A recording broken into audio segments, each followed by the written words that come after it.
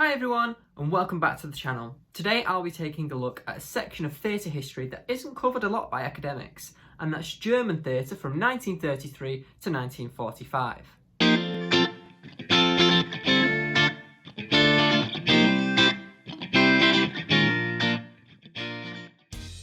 I'll be using the book, The Swastika and the Stage, written by Dr. Gerwin Strobl. He notes in his introduction that this is the first in-depth analysis at theatre in the Reich, written in English, and he tries to bridge many of the gaps that are left out by mainstream academia. In summarising the main points that Strobl makes in this book, he claims that there are three sort of branches or areas that Nazi theatre comprises of.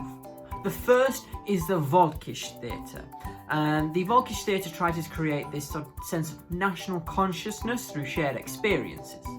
The second is expressionist theatre, and the third is neoclassical theatre. Now, it's not unknown that the economic and institutional failures attributed to the Weimar Republic led to a growth in nationalism and opposition to the state.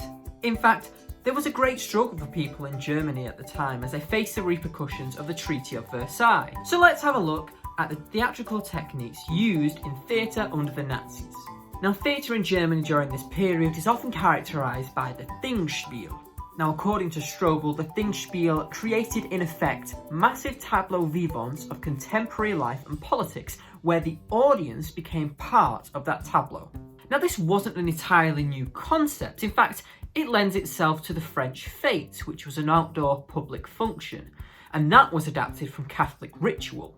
The Singspiel took place in a wide outdoor amphitheatre, also known as a Singplatz or a Singstatte, very similar to the ancient Greek amphitheatres. In fact, the Singspiel was very similar to Greek theatre in a whole host of ways. There was a reliance on the chorus, albeit not used in the same way. Well, for example, let's take a look at a play called German Passion, which used the chorus as a mode of catharsis. In this play, the chorus dressed as dead soldiers from the First World War, and they sought to provoke an emotional response from the audience. This form of morality play was kind of key to the Singspiel.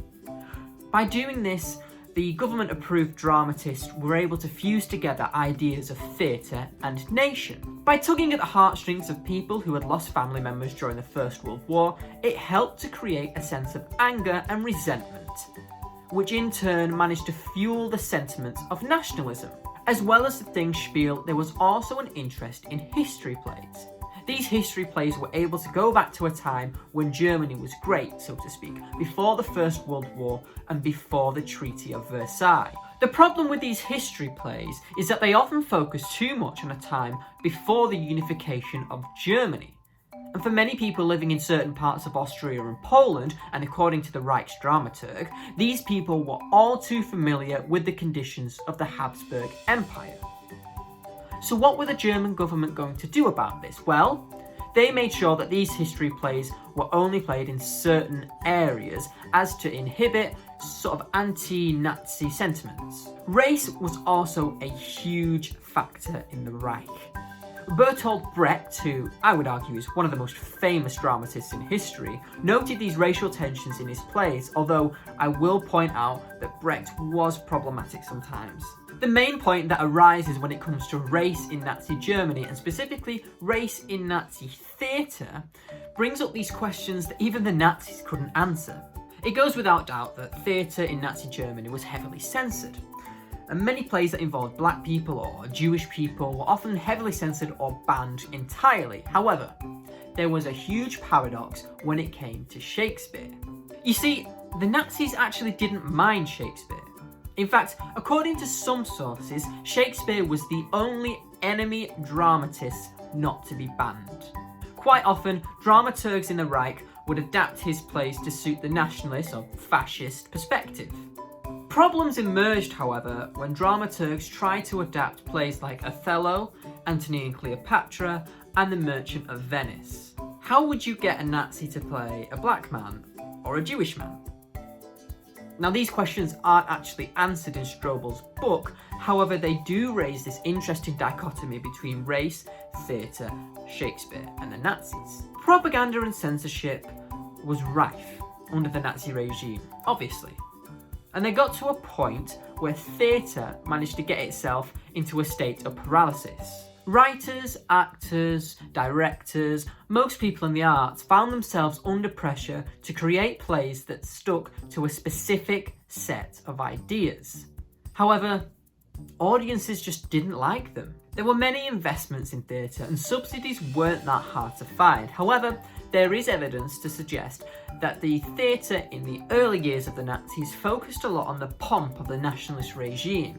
However, as more and more pressure got put on dramatists and people working within the arts, as we moved towards the end of that period, theatre became a separate medium away from the government.